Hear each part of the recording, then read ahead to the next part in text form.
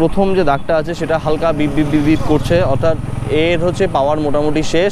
তো ভাই সেখান থেকে 13 কিলোমিটার বেশি মাইলেজ, সেটা কিন্তু অনেকটা বেশি। পিক আপ আমি মানে হুড় পার করে আমি ঘোরাবো না, ঠিক আছে, আমি জাস্ট জেন্টলি পিক আপটা দেবো, ধীরে ধীরে স্পিড ইনক্রিজ করব। ভাই সাইকেলের মডিফিকেশন কিন্তু এখানে মোটামুটি কমপ্লিট হয়ে গেছে। তো এরপরে আরও মডিফিকেশান আসবে এই সাইকেলের উপর।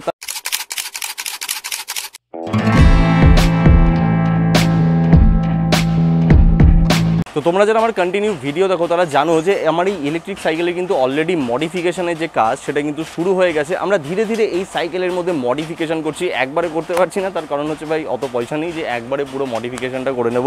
তো আজকেও আমরা একটা ছোট্ট মডিফিকেশন করব। আর আগের ভিডিও তোমরা যারা দেখেছো তারা জানো যে আমি সাইকেলে এখানে ক্রুজ মোড ইনস্টল করেছিলাম। এবার একটা জিনিস এখানে দেখার রয়েছে, সেটা হচ্ছে ক্রুজ মোডে অ্যাকচুয়াল মাইলেজ কতটা দিচ্ছে, আমরা কি মাইলেজ সেম পাচ্ছি কি বেশি পাচ্ছি কি কম পাচ্ছি, বিষয়টা আজকে আমরা একটুখানি চেক করবো। কিন্তু তার আগে একটা ছোট্ট মডিফিকেশন কিন্তু আমরা আমাদের এই ইলেকট্রিক সাইকেলে করব। তার কারণ হচ্ছে এর ঠিক পরে আমরা এই সাইকেলে লাইট লাগানোর আমরা একটা ব্যবস্থা করব। আর যে লাইট আমরা লাগাবো সেটা কিন্তু একদম পুরো ধাঁসু লাইট হবে। তো তার জন্য এখানে এই মডিফিকেশনটা করা দরকার। তো চলো এই মডিফিকেশনটা সবার আগে আমরা করে নিই, তারপরে এটার আমরা অ্যাকচুয়াল মাইলেজ টেস্ট করতে বেরাবো।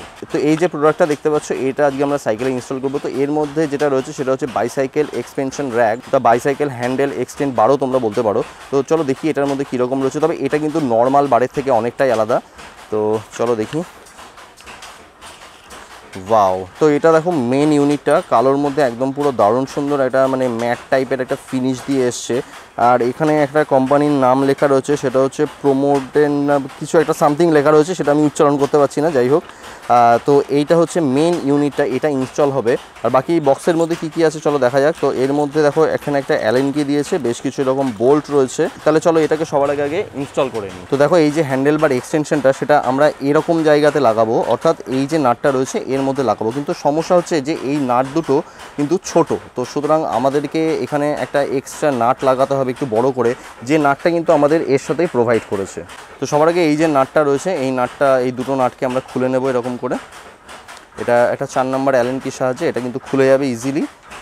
তো দেখো এই যে নতুন যে নাটটা রয়েছে এই নাটটা কিন্তু আমাদের এই যে পুরনো যে নাটটা ছিল এটা থেকে অনেকটাই বেশি লম্বা। আর এটা যদি লম্বা না হয় তাহলে কিন্তু এই হ্যান্ডেল বার এক্সটেনশনটাকে ঠিকঠাকভাবে কিন্তু নিতে পারবে না, লোড রাখতে পারবে না। তো তার জন্য এই নাটটা কিন্তু অনেকটাই লম্বা। আর এর সঙ্গে দেখো এবার আমরা ওয়াশারও লাগিয়ে দিয়েছি, আর এটাকে এবার আমরা পুরোপুরি ঠিকঠাকভাবে ইনস্টল করব। এবার এই যে নাট দুটো রয়েছে এটাকে এরকমভাবে ঢুকিয়ে দিয়ে এবার আমরা এটার সাথে এরকম করে লাগিয়ে দিয়ে 4 নম্বর অ্যালেন কির সাহায্যে ভালো করে জাস্ট টাইট করে দেবো। আমাদের কিন্তু নতুন যে হ্যান্ডেল বার এক্সটেনশন সেটা কিন্তু একদম পুরোপুরি কমপ্লিটলি ইনস্টল হয়ে যাবে। তো 4 নম্বর অ্যালেন কির সাহায্যে এটাকে কিন্তু ভালো করে এই মুহূর্তে আমরা টাইট দিয়ে দেবো।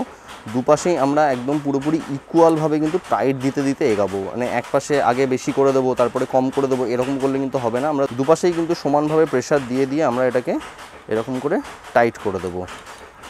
তো এই পাশেও এটা টাইট করে দিলাম। ভাই সাইকেলের মডিফিকেশান কিন্তু এখানে মোটামুটি কমপ্লিট হয়ে গেছে।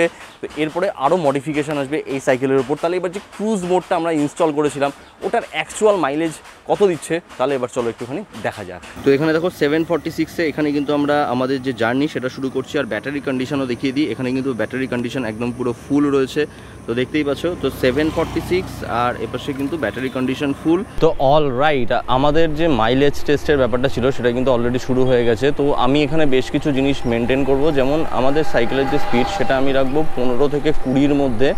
তার সাথে সাথে আমি যে কাজটা করব সেটা হচ্ছে পিক আপ আমি মানে হুড় পার করে আমি ঘোরাবো না, ঠিক আছে, আমি জাস্ট জেন্টলি পিক আপটা দেবো, ধীরে ধীরে স্পিড ইনক্রিজ করব, মানে এরকম আমি ব্যাপারটা করব যাতে মোটরের ওপর প্রেশারটা একদম পুরোপুরি কম পড়ে। আর আমাদের আজকে যে রাস্তার কন্ডিশন রয়েছে সেটা পুরো রাস্তাটাই ভালো রয়েছে। তো এই অবস্থায় আমরা দেখবো আমাদের যে ক্রুজ মোড এটা ঠিক কতটা পরিমাণে রেসপন্স করে।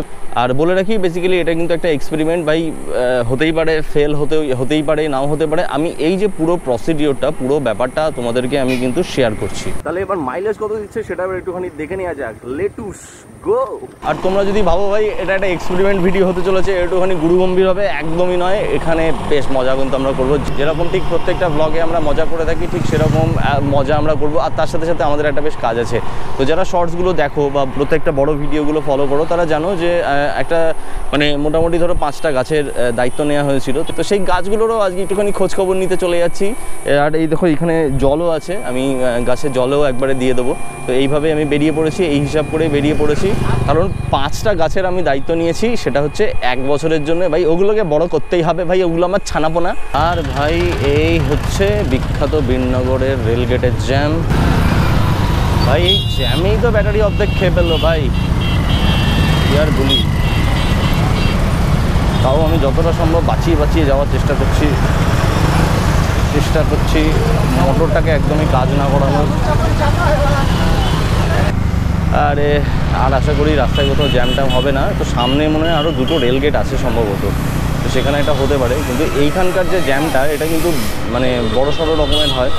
আপাতত 15তে চালাচ্ছি, একটু স্পিড ওঠাই। আরে এখানে একটা ছোট্ট করে ব্লিঙ্ক মারলো 751-তে। শুরু করেছিলাম কত, 746-এ, অর্থাৎ 746, অর্থাৎ 6 কিলোমিটারে একটা এরকম করে ছোট্ট করে একটা ব্লিঙ্ক মারলো। 1 নম্বরটা একটুখানি ছোট্ট করে ব্লিঙ্ক মারলো। তবে এই জ্যামে হচ্ছে ব্যাটারিটা সব থেকে বেশি খেলো। চোখের পলকে আমার পড়লো যে এটা একবার ছোট্ট করে ব্লিঙ্ক করলো, অর্থাৎ এখান থেকে পাওয়ার ভাই নামতে শুরু করেছে। তো চলো দেখা যাক কতদূর টানে। এই না আবার ট্রাফিক সামনে, এত ট্রাফিক আসলে কী করে হবে। এখন সাইকেলের যে স্পিড সেটা হচ্ছে 16, আর এখনও পর্যন্ত আমাদের যে কিলোমিটার কভারেজ হচ্ছে সেটা হচ্ছে 754, 746-এ ছেড়েছিলাম। তবে আমাদের সাইকেলের এই মুহূর্তে যে স্পিড সেটা হচ্ছে 16, আর আমাদের যে প্রথম যে দাগটা আছে সেটা হালকা বিপ বিপ বিপ বিপ করছে, অর্থাৎ এর হচ্ছে পাওয়ার মোটামুটি শেষ, এ যে কোনো সময় নেমে যেতে পারে। তো এই মুহূর্তে 3 দাগে এসছে, আর আমরা যে ডিস্টেন্স এই মুহূর্তে কভার করেছি 746 থেকে, সেটা হচ্ছে 754, মানে মোটামুটি 8 কিলোমিটার মতো আমাদের কভার করে ফেলেছি। ভাই আমি এই রাস্তাটা ভেবেছিলাম এখানে ট্রাফিক অনেকটা কম থাকবে, কোনো ঝুট ঝামেলা থাকবে না। তো ভাই এই রাস্তায় তো দেখলাম ট্রাফিক অনেক বেশি। এটা যদি একটুখানি ভেতরের রাস্তা, তো ভাবলাম এই রাস্তায় ট্রাফিক কম থাকবে। তো ভাই এই রাস্তায় ট্রাফিক ভাই প্রচুর।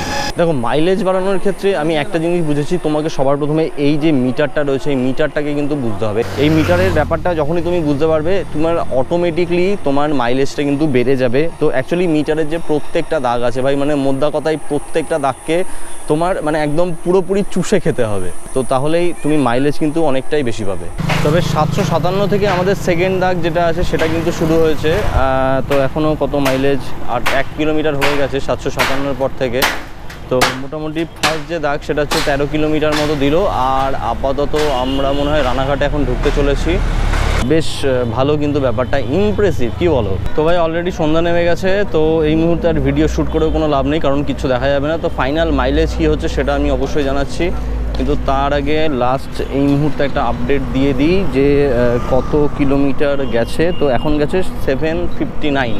রানাঘাটে একটুখানি দাঁড়িয়েছিলাম, তো এই আর কি 759 আপাতত। তো বাড়ি পর্যন্ত যাই, দেখি কতটা মাইলেজও নিচ্ছে। তো এবার এখানে দেখো 775 এই কিলোমিটার রান করা হয়েছে।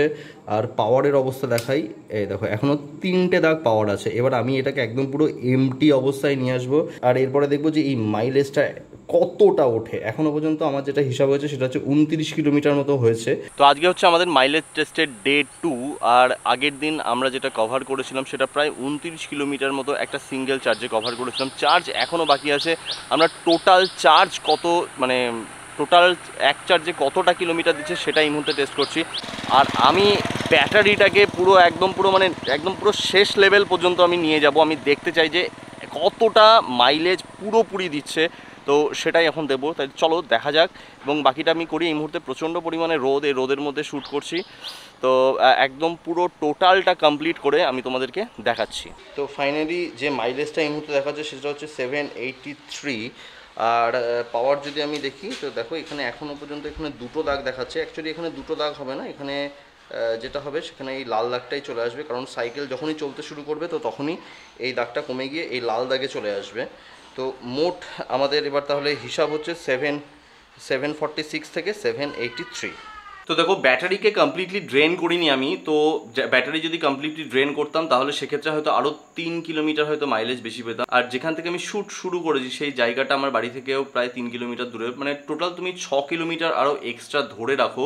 তো টোটাল মোটামুটি ধরো 37 প্লাস 6 কিলোমিটার 43 কিলোমিটার। তো ধরো 44, 43 এরকম কিলোমিটার কিন্তু তুমি মাইলেজ পেয়ে যাচ্ছ একটা জাস্ট সিঙ্গেল চার্জে, যেটা কিন্তু কোম্পানি শুধুমাত্র ক্লেম করে যে 30 কিলোমিটার শুধু থ্রটল মোডে দেবে, তো ভাই সেখান থেকে 13 কিলোমিটার বেশি মাইলেজ, সেটা কিন্তু অনেকটা বেশি। আর একটা কথা বলে রাখি ভাই, স্পিডোমিটারে কোথাও কোনো গন্ডগোল নেই, স্পিডোমিটার একদম ফুললি চেক করা, বাইকের সাথে টেস্ট করে এই স্পিডোমিটারটাকে একদম ফুললি চেক করা। তবে তোমরা একটা জিনিস আমাকে বলতে পারো যে তোমরা যদি এই কন্ডিশনে সাইকেলটা চালাও, মানে 15 থেকে 20 এবং রাস্তা যদি ভালো থাকে, তো এই স্পিডে যদি তোমরা কন্টিনিউ সাইকেল চালাও, তোমাদের এক্স্যাক্ট মাইলেজ কীরকম আসছে সেটাও কিন্তু আমাকে কমেন্ট করে জানাতে একদমই ভুলো না। আর ভাই যদি কোনো রকম কোনো সাজেশন থাকে কমেন্ট করে অবশ্যই জানিও। বাকি ভিডিওটা কেমন লাগলো কমেন্ট করে অবশ্যই বলো। যদি ভালো লেগে থাকে তাহলে লাইক করে দিও, চ্যানেলে নতুন হয়ে থাকে তাহলে অবশ্যই সাবস্ক্রাইব করে দিও। তাহলে ভিডিও আজকের জন্য এখানে শেষ। This is Bengal rider, take it easy.